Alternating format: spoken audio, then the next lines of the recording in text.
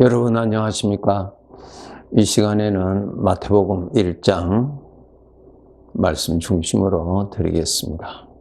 이 세상에 수많은 사람들 중에 두 부류가 있는데 살아계신 주님을 자기의 생애의 주인으로 모시고 그분을 의지하고 사는 사람이 있고, 또 한 부류는 자기 자신이 주인으로서 사는 사람이 있습니다. 그 결과는 뻔하지요? 마태복음 1장 읽어보시면은 요셉이라고 하는 사람의 인물이 나오고요, 마리아라고 하는 사람의 인물이 나오죠. 그런데 이 사람들의 생애에 하나님이 계시잖아요. 직접 계시잖아요. 직접 나타나시잖아요. 직접 일을 하시잖아요. 그런데 놀라운 것은 어린아이와 같은 우리 아무것도 모르는 내가 나를 위해서 계획을 세우는 그것은 너무나 모순이죠. 그런데 놀라운 것은 나의 주인으로 오신 주님께서 내 생애에서 하나님의 그림을 그리신다는 것입니다. 하나님의 뜻을 이루신다는 것입니다. 그러니까 나의 소원이 이루어지는 것이 아니라 나의 생애에 주인의 소원, 주인의 뜻이 이루어지는 아주 가치 있는 생애가 되도록 만들어 주신다는 것입니다. 놀라운 일이죠. 그렇죠? 예. 창세기 1장에 보시면 하나님께서 계획을 세우시고 하나님께서 그 계획을 다 이루시잖아요. 하나님이. 그 창세기 1장이죠. 나의 생애에 하나님이 오셔서 내 생애에 하나님의 그림을 그려주신다는 것입니다. 이것이 바로 우리 사람으로서 복된 사람이죠. 하나님의 은혜를 입은 사람이죠. 바로 마태복음 1장에서 바로 하나님께서 요셉의 생애의 주인공으로, 마리아의 생애의 주인공으로 나타나셔서 주인의 영광스러운 그 뜻을 펼치시는 일을 그의 생애에서 하십니다. 마리아와 요셉은 약혼을 하고 이제 곧 결혼을 하여서 함께 살 것인데 임신을 하게 됐죠. 그것을 요셉이 마리아로부터 들었습니다. 그 임신한 것은 사람이 생각하는 것과 같은 그러한 부정한 것으로 임신된 것이 아니고 하나님께서 역사하셔서 하나님의 뜻을 이루시기 위해서 생명을 잉태케 하셨다는 것을 요셉이 마리아로부터 듣지요. 그 내용을 들은 요셉이 믿을 수가 없지요. 왜? 그러한 일을 그는 들어본 적도 없고 사람의 상식으로는 있을 수 없는 일이기 때문에 그는 그 말을 듣고 심한 고민에 빠지게 되지요. 그리고 그는 나름대로 이것은 정리를 해야 되겠구나, 이렇게 결론을 지을 수밖에 없었죠. 사람이라면 다 그렇게 생각하지 않겠습니까? 그때에 천사가 나타나서 하나님의 말씀을 전달해 주죠.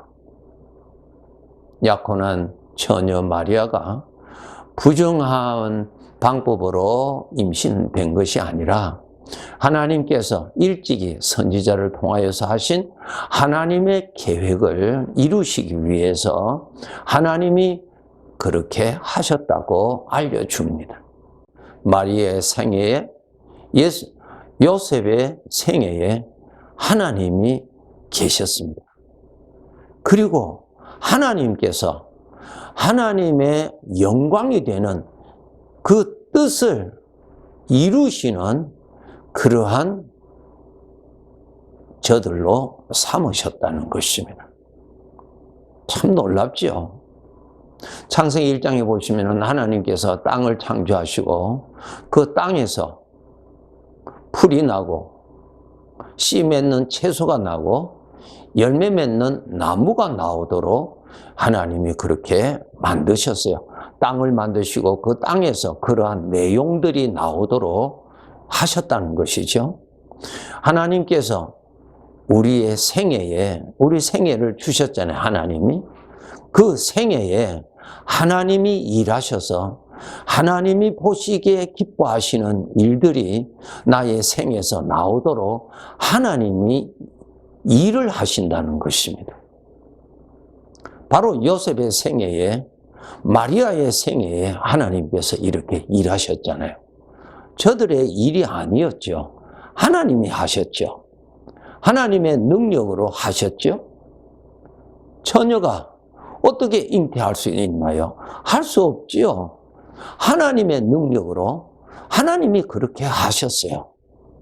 여러분 그 내용 믿으신다면은 그 하나님이 예수님을 믿는 여러분의 생애에 주인으로 계십니다. 그리고 여러분의 생애에 하나님께서 하나님 보시기에 좋았다 하는 어떠한 그림을 그리시고 계십니다. 뜻을 가지시고 그 뜻을 이루시는 일을 하시고 계십니다. 그것을 여러분이 깨달으셔야 돼요. 하나님이 없는 사람처럼 내 생애는 내가 주인공으로서 내가 계획하고 내가 열심히 나의 능력을 최선을 다해서 이룬다고 하는 그러한 삶이 아닙니다. 우리는 내 생애에 친히 하나님이 계십니다. 그 하나님이 오늘 또 일하십니다. 우리 하나님의 백성들, 나의 생애에 여러분 살아계신 주님 영접하셨죠? 그럼 계십니다. 그럼 계시는 것을 우리가 알아야 돼요. 그리고 그분이 이제 주인공이세요. 내 생애의 주인공이세요. 여러분 내가 주인이 아니잖아요. 나는 피조물이에요. 피조물이라는 말은 주인이 따로 있다는 것입니다. 여러분 주인공이 일하시는 무대라고요. 여러분 한 사람 한 사람의 생애가. 그런데 여러분 믿음이 없어. 그 생애에 내가 주인공으로 살면은 내일 또 모르고 능력의 한계가 어린 아이 같은 내가 어떻게 내 생애를 내가 꾸릴 수가 있습니까? 만들 수가 있습니까? 만들 수가 없어요. 그래서 우리 사람들이 인생을 살면서 힘들게 사는 거예요. 우리 하나님의 백성들 꼭 바르게 아셔야 돼요. 하나님이 내 생애에 오셨습니다. 계시죠? 인정하시고 사셔야 됩니다. 매일매일. 여러분의 오늘의 삶이라고 하는 이 시간과 내 생애의 이 무대에 하나님이 주인공이세요. 하나님은 지금 또 일하십니다. 그것을 믿으시고 주님을 모시고 살아야 돼요. 그러면은 그분이 일을 하세요. 아버지의 일을 이루신다고요. 그런데 그분을 믿지 않고 육신에 오는 생각과 욕심을 따라서 걱정하고 근심하고 욕심을 따라서 나가면은 하나님의 일이 이루어질 수가 없지요. 불행한 삶을 살아갈 수밖에 없습니다. 내가 믿으면 하나님의 영광을 보리라. 예. 여러분 구약에 보시면 요셉이라고 하는 믿음의 청년에 대한 기록 잘 아시죠? 하나님께서 요셉에게 꿈을 주셨어요. 무엇입니까? 하나님이 주인이고 주인의 뜻을 꿈을 통해서 윤곽을 보여주셨습니다. 그것이 창세기 37장에 있죠? 네. 요셉은 믿었어요. 요셉은 자기 생의 주인이 하나님이라는 것을 믿었고 자신의 생애에 하나님께서 그 생애에 하나님께서 하시고자 하시는 뜻이 계시고 그 뜻을 하나님이 이루실 것을 믿었습니다. 믿음의 사람이죠. 그의 현실을 기록해 두었는데 그의 배다른 형제들이 요셉을 시기하고 질투하고 죽이려고 하기까지 미워했어요.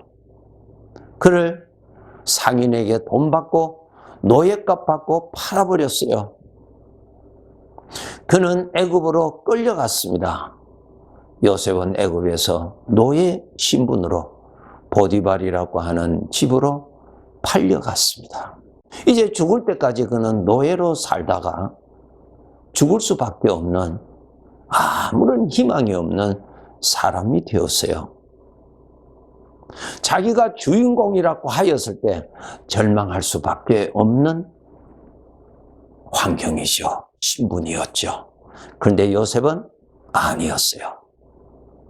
자기 자신의 주인은 하나님이고 자기 자신은 하나님을 모시고 하나님이 같이 계시는 사람이라는 것을 그가 알았고 자기의 생애의 주인공은 자기가 아니라 하나님이라는 것을 그는 알았어요. 그의 환경이 아무리 어려울지라도 그 환경에서 그 신분에서 전능하신 하나님은 하나님의 계획대로 이루어 가실 전능자를 믿었어요. 살아계신 하나님을 믿었어요. 그분이 전능자라는 것을 믿었어요. 그분이 자기 자신의 주인이라는 것을 믿었어요. 그는 보디발의 집에 있을 때도 자신의 생애에 같이 계시는 하나님을 그는 알았고 하나님이 자기의 생애의 주인으로서 일하시고 계시는 것을 그는 믿었어요. 이것이 세상 사람들과 다른 것입니다. 그가 억울한 죄를 덮어쓰고 감옥에 갇혔지요. 그러나 자신의 주인이 누군가를 알았고 그 주인은 지금 또 살아서 자신의 생애에 일을 하고 계시는 전능자라는 것을 그는 알았어요. 믿음의 사람이죠. 믿음의 사람이었어요. 주인의 계획을 따라서 주인의 때를 따라서 주인의 작품을 주인이 이루실 것을 그는 알았다고요. 자기 자신이 주인이 아니고 자기 자신이 자기의 생애를 이끌어 가야 할 자가 아닌 것을 그는 알았어요. 창세기 45장에 그가 애굽의 총리가 되었어요. 애굽의 총리가 된 후에 자기 앞에 자기를 미워해서 애굽으로 팔았던 형들이 나타났습니다. 그때의 요셉이 형들에게 자기 자신의 정체를 말하고 그때 이렇게 말하지요. 형들이여, 나를 팔았음으로 인해서 이제 절망하지 마십시오. 하나님께서 그때부터 지금까지 이렇게 인도하시고 이렇게 일을 하셨고 보디발의 집으로 갈 수 있도록 인도하셨고 그 보디발이 누굽니까? 보디발의 집에 가야 왕으로 갈 수 있는 지름길이니까 하나님께서 그 어려운 중에서 아무런 희망이 없는 캄캄한 가운데서도 하나님이 일을 하셨기 때문에 보디발의 집에 노예로 가게 됐죠. 하나님의 은혜였죠. 주인공의 일하신 것입니다. 우리가 어떻게 전능하신 하나님이 일하시는 것을 우리가 어떻게 알 수 있겠습니까? 알 수 없지요. 알 수 없지만은 주인 되시는 하나님은 계획을 이루시는 일은 아주 잘하셨습니다. 그래서 보디발의 집으로 노예가 되었어요. 거기서 자기가 죄도 짓지도 않았는데 억울한 누명을 쓰고 감옥에 들어갔어요. 있을 수 없는 일이죠. 그런데 하나님은 죄로 말미암아서 요셉을 그렇게 팔았고 그 다음에 엉뚱한 죄를 덮어 누명을 씌워서 감옥에 들어가게 억울한 일을 당하였지만 그 억울한 가운데서도 하나님은 일을 하신 것입니다. 하나님께서 그들의 형들을 애굽에 팔도록 하신 것이 아니에요. 그는 죄가 행한 것입니다. 보디발의 아내가 그 요셉을 죄를 덮어서서 감옥에 보내게 된 것도 그 죄가 그렇게 했죠. 죄가 그렇게 하는 가운데서도 하나님은 그 요셉의 생애의 주인공으로서 일을 하고 계셨잖아요. 그림을 그리고 계셨지요. 그래서 보디발의 집으로 들어갔고 보디발의 집에서 감옥에 들어갔어요. 감옥에서 누구를 만났어요? 왕에게 음식을 마련하는, 음식을 준비하는, 왕이 신임하는, 왕을 절대적으로 가까이 있는 그 사람을 그 감옥에서 만나잖아요. 하나님이 일하시는 거 우리가 예측할 수 없죠? 하나님께서 다 그림을 그리시잖아요. 우리는 내 인생에 어려운 일을 당하면 그림을 그릴 수가 없어요. 실력이 없으니까. 하나님은 요셉의 생애가 캄캄할지라도 하나님은 그림을 그리셨잖아요. 억울한 가운데서 있을지라도 하나님은 요셉의 생애에 그림을 그리고 계셨잖아요. 이루어 가셨잖아요. 드디어 요셉이 애굽의 왕을 만나게 되죠. 애굽의 왕을 만난 그 계기도 어떻게 했어요? 하나님께서 그 왕에게 꿈을 주셨잖아요. 하나님이 주신 꿈을 왕이 해몽을 할 수가 있나요? 다른 사람들이 해몽을 할 수 있나요? 없지요. 누가 해몽했어요? 잘 아시죠? 요셉이 해몽했잖아요. 요셉이 어떻게 해서 해몽했습니까? 하나님이 알려주셨으니까 해몽했지요. 하나님은 그리시는 것이 어려운 거 아닙니다. 아주 쉽게 하십니다. 그런데 우리는 하나님을 믿는다고 하고 하나님의 능력을 믿는 것이 어린아이 수준이기 때문에 우리가 어려운 일을 당하면 불안하고 걱정하고 두려워하고 절망하는 것입니다. 그것은 하나님을 믿지 못하기 때문에 일어나는 것이죠. 요셉의 생애의 주인공이 누구라고요? 살아계신 하나님, 멀리 계시는 분이 아니라 그의 생애에 함께 하시는 하나님이시죠. 그 하나님이 요셉의 생애를 하나님이 활동하시는 무대로 삼으시고 그림을 그리셨잖아요. 그분이 오늘날 주를 믿는 사람들의 생애의 주인으로 와 계십니다. 믿으시죠? 그분이 지금 또 그림을 그리고 계십니다. 누구의 그림? 내가 원하는 그림 아니에요. 하나님이 그림을 그려주셔야 그 그림이 영광스럽잖아요. 요셉 보세요. 요셉의 생애 하나님이 그리셨잖아요. 하나님이 그리신 그 그림으로 요셉이 영광을 받고 있잖아요. 지금도 하나님이 내 생애에 하나님의 그림을 그려주시겠다고 하는데 왜 그것이 여러분 원치 않습니까? 그래도 여러분이 원하시는 그 소원의 그림이 그려지기를 원하십니까? 하나님의 그림이 그려지는 것이 가장 아름답잖아요. 요셉을 보세요. 얼마나 아름답습니까? 수고하고 무거운 짐진 자들아 다 내게로 오라. 내가 너희를 쉬게 하리라고 하는 이 말씀 여러분 잘 아시죠?